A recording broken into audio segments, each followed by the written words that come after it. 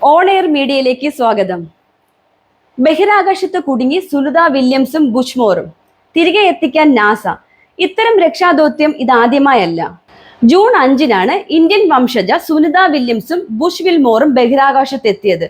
June 7-ന് ISS-ലെത്തി June 13-ന് മടങ്ങാനായിരുന്നു പദ്ധതി. എന്നാൽ വിക്ഷേപണത്തിന് പിന്നാലെ സ്റ്റാർലൈനർ പേടകത്തിലുണ്ടായ ഹീലിയം ചോർച്ച എല്ലാം മാറ്റിമറിച്ചു. ഏതാനും ദിവസങ്ങൾ എന്ന് കരുതിയിരുന്ന ദൗത്യം ബോയിലിംഗ് സ്റ്റാർലൈനർ പേടകത്തിന്റെ തകരാറുകളെ തുടർന്ന് 2 മാസം പിന്നിട്ടിട്ടും അനിശ്ചിതാവസ്ഥയിൽ തുടരുകയാണ്. 2025 ഫെബ്രുവരിയിൽ സ്പേസ് എക്സിന്റെ ക്രൂ 9 വഴി വിൽമോറും വില്യംസും മടങ്ങിവെത്തുമെന്ന് പ്രതീക്ഷിക്കുന്നതായി നാസ അടുത്തിടെ സ്ഥിരീകരിച്ചു. കാലിസോ മോഡ്യൂൾ മാത്രം ഉടൻ തിരിച്ചെത്തിക്കും.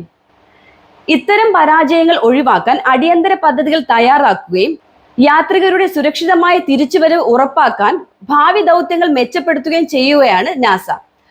1970-ൽ നാസയുടെ അപ്പോളോ 13 ദൗത്യം ലോക ശ്രദ്ധ ആകർഷിച്ച ഇത്തരമൊരു ദൗത്യത്തിന്റെ ഭാഗമായുള്ള അതിജീവന പോരാട്ടത്തിലാണ്. അപ്പോളോ 13 സർവൈവൽ എന്ന പേരിലുള്ള ഡോക്യുമെന്ററി സെപ്റ്റംബർ 5-ന് OTT-യിൽ എത്തുമ്പോൾ നിലവിലെ സ്റ്റാർലൈനർ ദൗത്യത്തിന്റെ സാഹചര്യത്തിൽ പ്രാധാന്യം വർദ്ധിക്കുന്നു. 1970 ഏപ്രിൽ 11-നാണ് അപ്പോളോ 13 ദൗത്യം ആരംഭിച്ചത്.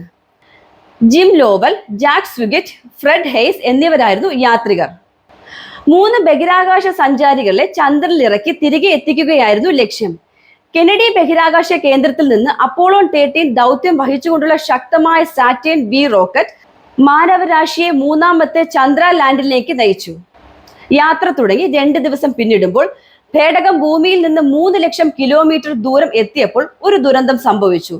സർവീസ് മോഡ്യൂളിലെ ഒരു ഓക്സിജൻ ടാങ്ക് പൊട്ടിത്തെറിച്ചു. ക്രാഫ്റ്റിന്റെ പവർ, ഇലക്ട്രിക്കൽ, ലൈഫ് സപ്പോർട്ട് സിസ്റ്റങ്ങൾക്ക് സാരമായ കേടുപാടുകൾ സംഭവിച്ചു.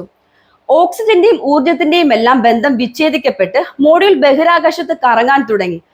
ആ മോഡ്യൂളിനുള്ളിൽ ജീവനോട് ഭൂമിയിൽ എത്തുമോ എന്നറിയാതെ 3 മനുഷ്യരും. സിനിമാ കഥയെ വെല്ലുന്ന സാഹചര്യം. ഇതോടെ ചന്ദ്രനിൽ ഇറങ്ങുന്ന പദ്ധതി ഉപേക്ഷിച്ചു.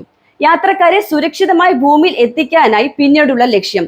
പക്ഷെ ബഹിരാകാശത്ത് കറങ്ങിക്കൊണ്ടിരിക്കുന്ന പേടകവുമായി ആശയവിനിമയ സംവിധാനം ഒഴികെ മറ്റൊന്നും തന്നെ പൂർണ്ണ തോതിൽ പ്രവർത്തിക്കുന്നുണ്ടായിരുന്നില്ല. 3 പേരുടെ ജീവന് എന്ത് സംഭവിക്കുമെന്ന ആശങ്ക. കേടായ കമാൻഡ് മോഡ്യൂളായ ODC പ്രവർത്തനരഹിതമാക്കി ജീവനക്കാർ ഒരു താൽക്കാലിക ലൈഫ് ബോട്ടായി ചന്ദ്ര മോഡ്യൂളായ അക്വേറിയസിൽ അഭയം പ്രാപിച്ചു.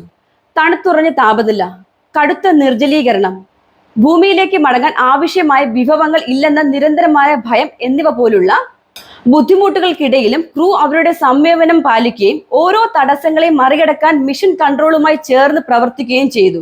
അപ്പോളോ 13 ദൗത്യം ചന്ദ്രനിൽ എത്തുന്നതിൽ പരാജയപ്പെട്ടെങ്കിലും സഞ്ചാരികളെ ജീവനോടെ തിരിച്ചെത്തിക്കാൻ കഴിഞ്ഞു. അപകടം പിണഞ്ഞാലും ഒരു ബഹിരാകാശ വാഹനത്തെ തിരിച്ചു കൊണ്ടുവരാൻ സാധിക്കുമെന്ന് വ്യക്തമാക്കുന്നതായിരുന്നു അപ്പോളോ 13 തിരിച്ചെത്തൽ എന്നതിനാൽ ഈ ദൗത്യം പ്രാധാന്യം അർഹിക്കുന്നു.